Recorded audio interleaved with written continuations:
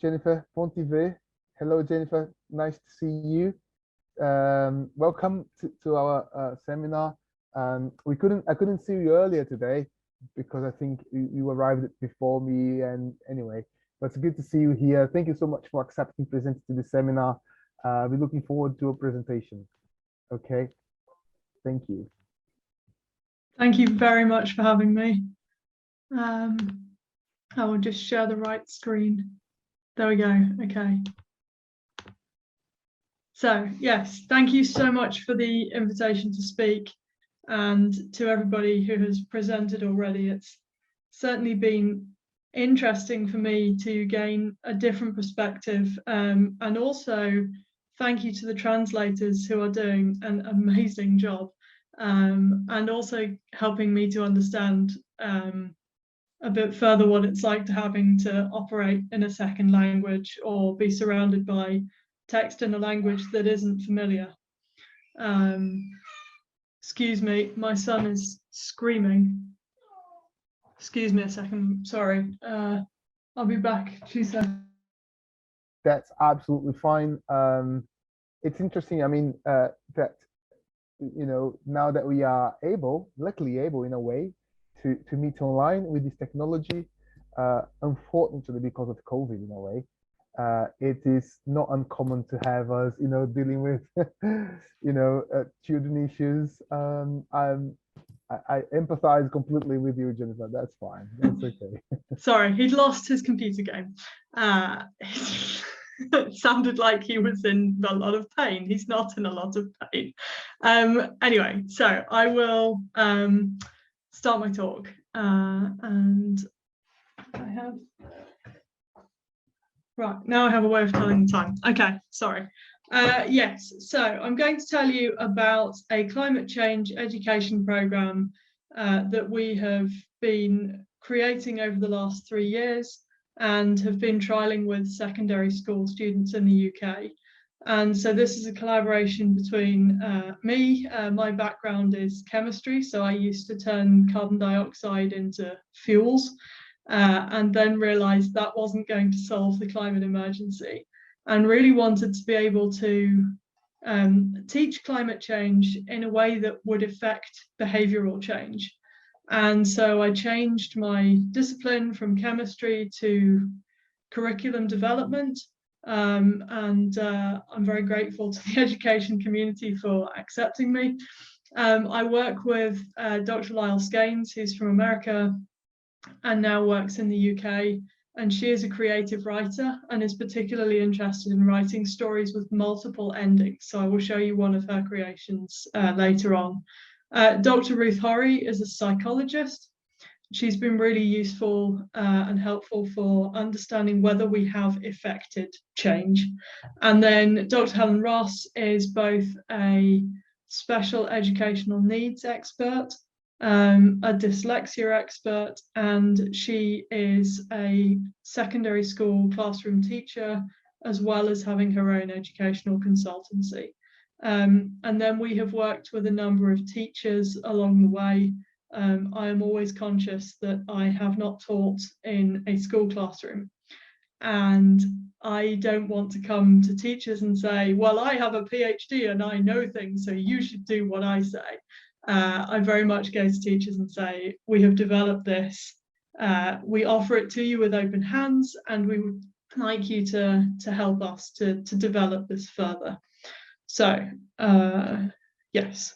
So when I started writing the talk, I thought, okay, well, I can't do reflections on UNCO2 without telling you what UNCO2 is. And then I thought, I can't tell you what UNCO2 is without telling you where it came from. So a bit of project background. So we need to fix climate change. So we need to drastically cut our emissions, and we need to start now. So in the UK, we talk a lot about changing our diet, about changing how we get around, and about insulating our homes. The UK is cold, and people burn a lot of fuel to try and keep themselves warm. We can also put political pressure on, although our government is trying to make that much harder. So this is an example of a letter that school students can write. And then, of course, as we all know, we can educate people. And so the British Educational Research Association commissioned a report in 2017 about STEAM. So STEAM is a blend of science, technology, engineering, and maths with the arts. And so why would you use a STEAM approach? Well, this could enable students to link science to that which is relevant to them. It can bridge the gap between the classroom and the wider world. And the topics aren't just concerns of curricula, but they tend to be more societally engaged. We also have in Wales a new curriculum, which will hopefully be more successful than the 2016 Brazilian one. And so the 4 purposes of the new curriculum are to create ambitious, capable learners, enterprising, creative contributors, healthy, confident individuals, and ethical, informed citizens. And so 3 of those, I think, are very relevant to climate change education. So they want students to be able to have the skills to apply knowledge in different contexts, to be able to undertake research and critically evaluate what they find, to engage with contemporary issues, to be knowledgeable about their culture, their community, their society, and the world now and in the past, and to show their commitment to the sustainability of the planet. And it has this beautiful statement: as ethically informed citizens, we need to consider the impact of our actions and technological developments on Wales and the wider world, asking, just because we can, does that mean we should? And I think, you know, if that doesn't generate a generation of climate change activists, I do not know what will. The other thing that I really, really love that actually came out after UNCO2 was begun is the bicycle model for climate change education. I've put the reference here. I do encourage you to read the paper. And so this was a literature synthesis. They read lots and lots of papers about environmental education, sustainability education, climate change education, and they turned them into this model for developing new climate change education curricula. And so there's a frame, which is the identity, the values, and the worldview. And this is what we've all been talking about, you know, with cross-cultural and cultural embedded things. And so it's important to think about the role and identity of human beings as consumers and therefore the cause of environmental problems. And I would add to that also, we need to understand that we have the ability to solve the climate crisis because we got ourselves into it, so we can get ourselves out of it. We have 2 wheels. We have thinking skills and knowledge, and they wanted them to be the equal size because climate-related information alone is worthless if it is not used, applied, or critically evaluated. We have a saddle, so we need to motivate people. We need to emphasize that we can change society, and they say that students should be able to participate in joint positive action and support one another. There are also breaks, and they talk about things that hold people back, such as structural issues, money, psychological, sociocultural barriers, blame, and of course, laziness. And we have a lamp. Climate change education should stimulate hope and compassion, and I really like that. So this gives kind of the backdrop to UNCO2. So what is UNCO2? So UNCO2 was created as 3 workshops, and it's about 5 to 7 hours of the curriculum, depending on how easy the students find learning. And it's aimed at students aged 12 to 15. And so we were interested, I'm not going to lie, it's partly because that was the in that we had with the school, but also because these students are starting to be able to make their own decisions at sort of 12, 13 years old. They're starting to be able to go out by themselves, to spend their own money, probably to choose their own clothes, to choose their own music, to have some level of conversation with their parents about decisions in the house. So they have some level of autonomy. And so the first workshop is based on maths and chemistry. The second workshop is based on English literature. And the third workshop combines creative writing and computer coding. So in the first workshop, We want the students to be able to explain where carbon dioxide comes from, explain the term carbon, explain the term carbon footprint and its relevance to the students' lives, to practice using, using, writing and modelling chemical reactions, and to enable access to the following 2 workshops. So we have these lovely little Velcro balls called bunchums. I can't imagine the translators can translate that, but they stick together. And they're really useful for giving students an understanding of what molecules look like. And we explain to the students that it's a lot like playing with Lego. Chemistry is Lego. The bonds get put together, they get made, and they can get broken. So just as you can take Lego apart and put it together in different ways, this is exactly how chemistry happens. So they get the opportunity to write the chemical equation, to write down the names of the molecules, but also in a very tactile way to explore making and breaking bonds. And then they understand how they generate carbon dioxide. And in many homes in the UK, we burn methane gas, both to heat our homes and to cook. And so this is a very simple example for the students to understand how they're creating carbon dioxide in their homes. We then give them a worksheet to complete and a reference document. So there's an example of part of the reference document on the right, where we have calculated, or I have sat and gone through all of the literature on life cycle analyses to summarize the carbon footprint of various activities. And so we get the students to think about what do they eat for breakfast, how do they get to school, do they do any other activities in the morning, such as watching television or maybe taking a shower, drying their hair. And so they calculate their own carbon footprint. And instead of doing it in grams, we turn it into balloons. So 1 balloon of carbon dioxide is 16 grams. 16 grams of carbon dioxide will fill 1 balloon. And so if you think about a piece of toast and I say to you it has 45 grams carbon dioxide equivalent carbon footprint, doesn't mean anything to you. But if I say 3 balloons, you can start picturing those balloons in your head. You have an understanding of how big or small your carbon footprint is. And then we get the students to get into groups and they calculate the group carbon footprint. And then we challenge them to hypothetically reduce their carbon footprint by 1/3.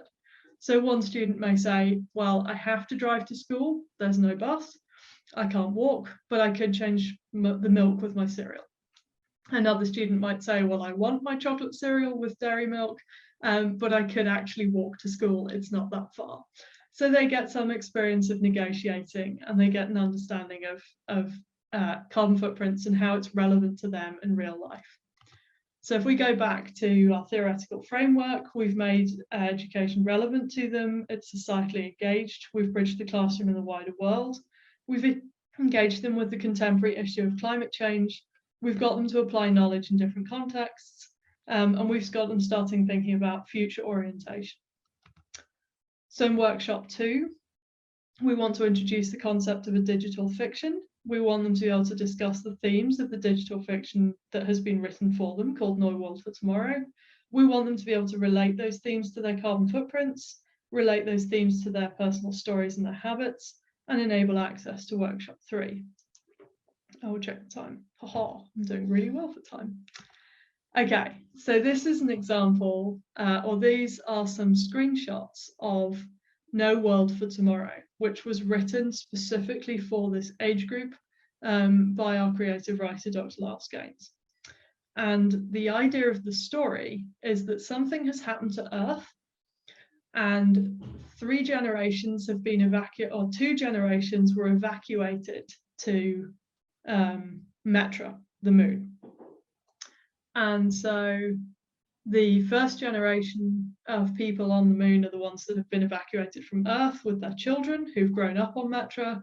The 3rd generation have been born on Metra, and that's all they've ever known. So they grow up on stories of Earth. And you, as the character, are one of these 3rd generations. So you've grown up on Metra. And you get the opportunity, you get your new Com ID, which is effectively a mobile phone, and you get to personalize the story. So you can write in your name, choose your pronouns, write in 3 of your friends' names, choose their pronouns, and you continue. And as you go through the story, there are pop-ups such as this. This is your ComID screen with a discussion happening. And there are different coloured text. So orange text either gives you a pop-up or it moves the story along. And the blue text, you can cycle through it to make different decisions in the story. So there are 16 permutations and 6 different endings. And what happens is that something happens on Netra. And to find out, you'll have to read the story. I'll give you the link at the end in the chat. But something happens and the politicians come and they make a decision, and there is, you know, you're forced to do something that you don't want to do. And at that point, you get to choose what you do. How do you respond to this situation? Do you riot? Do you protest? Do you get involved politically? Do you pretend it's not happening? Do you get organised with your friends? All of the options that we have for tackling climate change are mirrored in this story, cloaked in science fiction. And I think it's a really clever story. And so, again, we give the students a worksheet. So we challenge them. First, they have to find the UNCO2 website, name their characters, play the story to the end. And then after that, we challenge them to find different types of endings or find all of the endings. And if you're done with your iPad, fantastic. Can you go hang out with Daddy for me, please? I had so much daddy time today. I know, but I'm okay. So, his dad's got him. Yes, so the students who might find reading a bit more challenging or need a bit of help to get engaged, we recommend a group reading. So the teacher or one of the students might read the story through first to the class. And at that point, when you get to different decision points through the story, you can get them to kind of, you could get 2 people to stand up and go, oh, well, I think we should do this, and try and persuade the group. And the other person can go, I think we should do this, and try and persuade the group. And so a group reading can really help start them off. But with students who prefer to come in and get on with the work, then you can challenge them to find all 6 endings. And then we get them to reflect on some of the things in the story. So, for example, in the canteen scene, you had a number of options. What did you choose to do and why? And then we start to get them to think about, how does this relate to my life? So describe with examples what low carbon choices you made in the story. Come on. Ooh. So by going through workshop 2, we've started to add some ticks to our bicycle model. So we started to think about operational barriers, we started to give them a bit of hope, and we started getting them thinking about action. And so in workshop 3, this is where we teach the students a very basic computer coding language and combine it with creative writing. So we want them to become familiar with this programming language, and we want them to use it to write a digital fiction like the one they've just read, but a lot less complicated because they don't have a PhD in it. And the only advice we give them is, we'd like you to write a digital fiction that's connected to climate change. And so they have the freedom to research and develop a storyline that's relevant and interesting to that student author or group of student authors.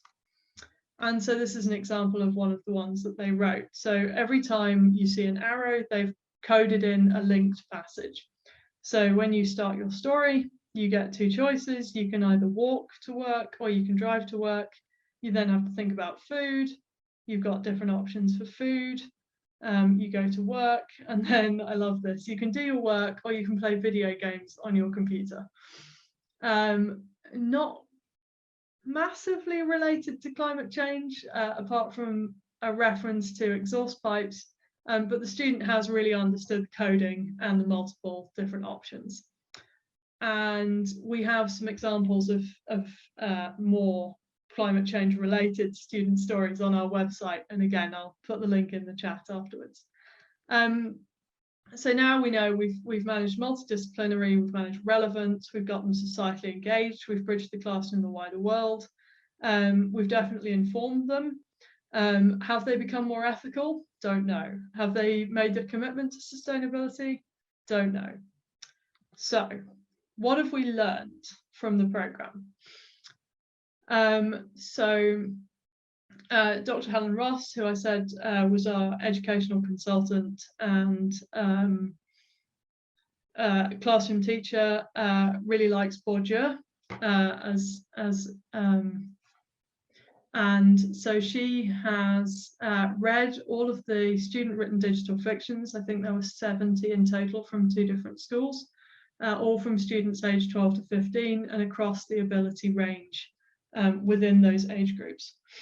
And she used an inductive, grounded theory approach informed by Bourdieusian principles of habitus and value to explore the students' response to the programme through their stories. So stage 1 coding identified core themes and located student responses along triaxial continua showing engagement, agency and power. And I'll show this in a minute.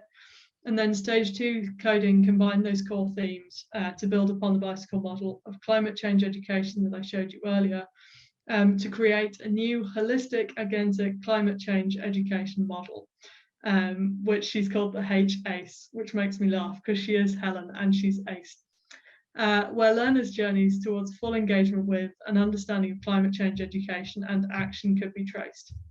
We were also then able to think about the barriers to student engagement through this Bourdieusian lens, and the results show that the engagement was related to the students' views on their capacity to affect change on an individual, local or governmental levels. And then she also provided recommendations for adjusting the curriculum to accommodate young people's varying cultures and views. So to show you the categories of student responses, so you can see we had both fight and flight responses. So students wanted to fight climate change, well, not really, they just wanted to fight by denying climate change existed. They wanted to fight climate change as an individual. They wanted to fight climate change from a state perspective. Some of them wanted to escape. So we had a government program to evacuate everyone to Saturn. We've also had, I got together with a group of my friends and we blasted off to Mars.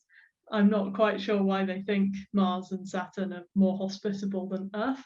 And we also had Fight Holistic, where students wrote stories where they understood that individuals, communities and the state needed to work together in order to combat climate change. So an example of a denial, which was a dominant theme. So basically, the students just mocked anybody who acted on climate change. I think I'll skip over this slide because it's quite long. And so then Helen took this and created the H-ACE model. And so you can see students at the beginning, they may not feel that they have any power or any hope. They think they have to act as an individual. And as they move through these different kind of options for engaging with climate change, we can see that at various points they have more hope, as designated by the light, that they're moving better. And it's basically about how do we get all of our students from where they are to this idea of fighting climate change holistically, because ultimately for them to feel that they can affect change, they need to understand the structure that they live in and to feel that they can act. We also did some quantitative analysis. So this was Dr. Ruth Horry, our psychologist. And so the first thing that we tried was this 5-point survey that assessed the students' attitudes. And so time point 1 on the graph is where before the programme, the second time point is after the first workshop, the next time point is after the second workshop, and then after the third workshop. And you can see that students' sense of personal responsibility for climate change increased as a result of, or it indicates that participation in the programme could change the student's sense of personal responsibility for climate change. And the reason I don't give more concrete words is because of the limitations. So we only had 5 questions, we didn't use a control group, and this was only trialled with 2 schools. So we went back and rethought our survey, and we expanded it so that it took in 23 points, and this was taken through quite a rigorous process of, we started with 100 items, we trialled those 100 items on 300 adults, we then looked at which questions were made redundant because they repeated other questions or people didn't understand them so they couldn't answer them. We then reduced that list of questions down, we trialled it on another 300 adults. With that, we got to these 23 or 27 questions, 24 questions. We trialled those on another 100 adults, and then we checked that their answers didn't change after a week. So we did test, retest. And then we asked 600 students aged 12 to 15 to complete this survey. None of them had done the UNCO2 programme. This was just us preparing this survey. And so actually, I don't know, maybe Lizzie and Linda will know whether this data is available from other students around the UK, but as far as I know, I think this is the only survey that has assessed students' sense of climate capability recently. So I think this data is really interesting in its own right. So the idea was that we measure climate capability. So this is a multi-dimensional construct which encompasses climate change literacy. So you can see these questions about Earth is going to get hotter, sea level rise, how much scientists talk about climate change, the willingness and motivation to make individual behavioural changes to minimise one's own contributions to climate change. So these questions, I have made changes to, I am going to make changes to, and also this willingness to push for political and systemic change. So things like government action is needed to tackle climate change. And actually on that one, you can see that 90% of the students that we surveyed thought that the government action was needed to tackle climate change, and 81% think that we need new laws to tackle climate change. What I find really interesting is that 48% say that they have made changes to how they live to reduce their effect on the planet. But actually, when we look at what they say they've done, none of those get to that 47%. But 32% have made changes to what they eat, 43% have made changes to what they buy, 43% have talked to their family about reducing the family's effect on the planet. I think this is really interesting to know of the teenagers we have in the UK. And here, 79% of the students that we surveyed say that the whole system we live in needs to change to tackle climate change. I actually think the youth of the UK have a better idea than most of the grown-ups in the UK what needs to happen. And if we could only flip our political system to put some of them in charge, I think we might stop the climate emergency a lot quicker. What was really interesting, so only 58% are saying that they know where to get good information on climate change. So obviously UNCO2 can help that. And so what are the limitations of the survey? So at the moment with schools that are participating in UNCO2, it's really hard to get them to return their data. And we still don't have control groups. We wrote a funding application for that and got rejected. Never mind. So what are the remaining challenges? I'm almost going to finish on time. This is exciting. So school recruitment is a real blinking challenge. And I asked this question of Lizzie and Linda yesterday. COVID obviously has caused problems. Building those trust relationships with teachers takes time. I can't read the top of my screen. Also time in the curriculum for them to complete the programme. So we had one school start running it. They had one technological failure the teacher couldn't overcome on their own. It's probably staring me right in the face and I just can't see it, was the quote.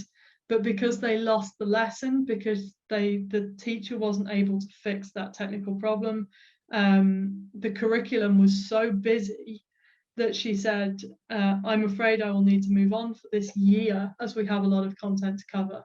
So we sort of had a tiny window with that school, and it's gone for an entire school year now just because of one technical issue. Data collection. One school ran the program and I said, oh, lovely, could we see the stories the students have written?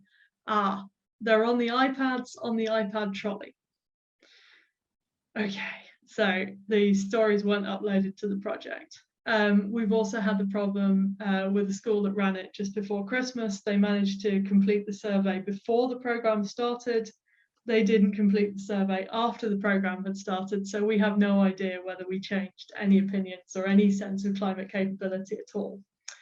And the other thing that I have a small grant to work on at the moment is workshop 1 is not suitable at the moment for lower income students. So there are students in the UK who have to walk to school because their family can't afford a car. There are students at some schools who cannot choose what they have for breakfast because it comes from a food bank. So they are given food for free because they can't afford to buy food.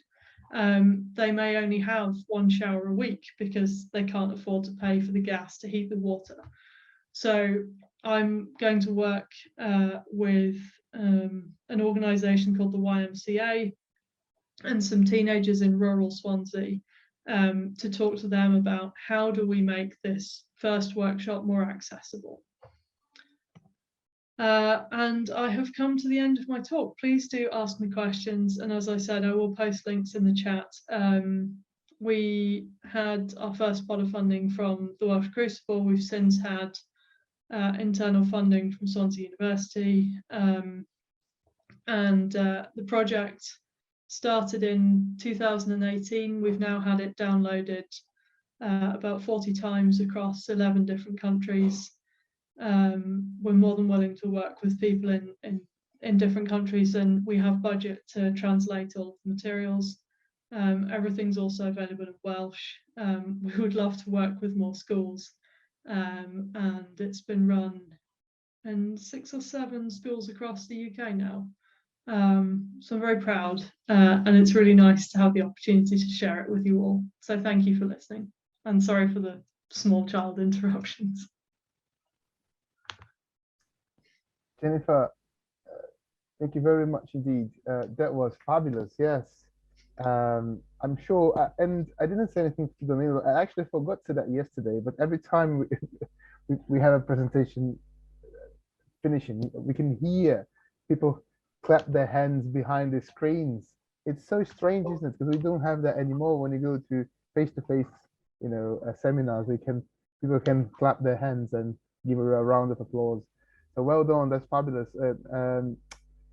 Well, I'm sure people will ask questions. I know Lizzie came up and she will ask a question, but I just want to say a comment and a request, a very cheeky request, that if you have material that you could be used or you'd like to be used by people, obviously in the UK and in Brazil, that you could share with us on our website, please do, because I believe these ideas, engaging ideas, would be very much welcomed by our community in our STEM Education Hub. So if you have, we can obviously talk about this another day.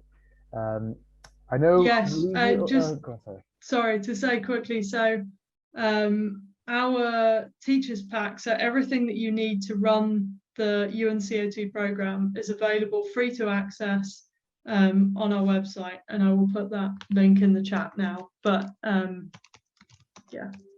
Great, thank you. Fabulous. Yeah, and then we can discuss another time whether we'd be able to translate that into Portuguese too. Okay. I'm sure Lizzie and Linda would like to say something. Thank you, Arthur. Thank you, Jennifer, so much for that. And just to say, I absolutely love the feedback from your son. So thank you for that wonderful, wonderful reminder of the amazing multitasking that so many of us are doing all the time. I had a kind of it's more of a reflection, and maybe it's not possible to speak to this, but maybe just give us a sense. I was really struck by the emotions that the young people were expressing, the hope, the fear, and wondered whether there was any way that the project might kind of reflect on that. What's the place of education in supporting young people to kind of move through those emotions? Is there any kind of capture of that aspect? Because Linda and I have been thinking about the place of emotions in environmental education, and what are the pedagogies that we can draw on. So any kind of thoughts or perspectives from you would be super interesting. I think when we started the programme in 2018, the first school that we wanted to work with was very concerned about climate anxiety. We don't want you scaring our students, and you definitely can't tell them about activism. And I think that was the nice thing about No World for Tomorrow being set in space, because the students who couldn't emotionally engage with it didn't have to. It was couched in sci-fi. And I know for myself, I work on climate mitigation because I can't cope with the reality of climate change. I don't like looking at the numbers or thinking about what the world will look like. And this is why I think giving the students the freedom to write their own story about an aspect of climate change is really important, because then they're in control. And I think giving them different options and getting them to work through different scenarios so they can start thinking about, if I do this, what happens? If I do this, what happens? And in that story, or in that story that they write, they have these safe environments to explore in, because they're all hypothetical and theoretical. And there's another really nice research paper that I can share in the chat, which worked with university students, and again that sense of community action really came through. And again, it's something that really helps me, going on the protests or getting out and getting involved in the community and taking joint positive action, I find helps mitigate a lot of the climate anxiety. So that's super thoughtful. Thank you so much. And really, yeah, really echoes, I think, Linda, with our work, thinking about future and visualization and stories and that kind of element of co-creation, which is super interesting. Thank you so much. Great. I'm not sure if Linda also, I don't know if you wanted to jump in, Linda, or... Well, so this might be a little bit unrelated, but it was when you were talking about the kind of difficulties of seeing the stories. And one of my colleagues, she works with so children who have left the care system, and she invites them to write diary entries. And I think it was my first question to her, like, how do you manage to have so many diary entries from you know, a population that's quite hard to reach? And she said, oh, well, what I do is when I meet them, so I meet them regularly, and I share my own diary, I show them what I'm doing, what I'm thinking. And I just wondered, had you tried writing any of the stories and sharing them with the students as kind of modeling, somewhat like from a science background? Here I am, I'm doing this, I'm learning the same thing as you. Yeah, it would be a nightmare, I think, for me, but I think, did I start, what did I did, it was something about creating vegan dog food, maybe. But so the first two schools that we worked in, my colleague Lyle and I delivered the workshops, and I kind of walked away from that thinking, I'm really glad I'm not a classroom teacher. And also it's not scalable. We can't go to every school and deliver 7 hours of content. And so what we did was I started training teachers digitally. So I ran a training session, I've run quite a lot of training sessions for teachers in Scotland on how to run the programme, how to upload the stories. I share genuine enthusiasm with them about reading the student stories. I point out that we will read every single story that gets submitted. We put our favourite ones on the website. We publicise the fact that we have student written stories. I tell them about my favourite ones. And I think they all understand. I think they just kind of, the fact that any of them are running this programme at the moment in any shape or form is incredible. And unfortunately, we either get them running it towards the end of Christmas. So I think the 22nd of December was when they finished the programme last year, and nobody was in any fit state to deal with uploading stories. And the year before of school, again, they were running it towards the end of Christmas, and then the schools all got closed because of COVID. And we've had the same thing with the summer term. You know, as soon as anybody goes off sick from COVID, that's just the end of any innovation. So I think it's just being patient, not, you know, teachers, and always just being grateful. And I'm hoping those relationships build year on year. The school that ran it just before Christmas, has said, we want to incorporate food into this. So the food technology curriculum, they want to bring in religious studies as well. So I'm hoping to work with them either this year or in sort of September, October to expand the UNCO2 programme. And I think a few 70 lost stories is in a way a small price to pay for the opportunity to go back to school, build that relationship and expand the programme with them. So. Guys, we are, of course, we are already overrunning a little bit with our time. It was great to meet your little one. It was a joy to have him I didn't realize it was him or her tonight with us. Jennifer, thank you again very much. I will leave one question with you that I can read out in Portuguese, Ana. Is that okay? And then we can maybe come back to this at the end. The question is from Caroline Pires, and she said, excelente palestra, workshop com a bike como dinâmica para visualizarem as questões climáticas foi idealizada por você? Quem idealizou então, você poderia dizer quem foi que idealizou? Yes, and sorry if people think that's my own work. Somebody called Hanela Kantel, who is a Finnish, she comes from Finland, and I will make that reference more obvious in the chat. I'm sorry, I just realized that actually Thais wrote that on the chat. She mentioned that. Fabulous. Okay, Jennifer, thank you very much indeed. I hope we can come back to the at the end to kind of maybe wrap up everything. And thank you. We will move on to the next presentation. Okay. Thank you very much. Thank you very much indeed again. It was fabulous. Thank you.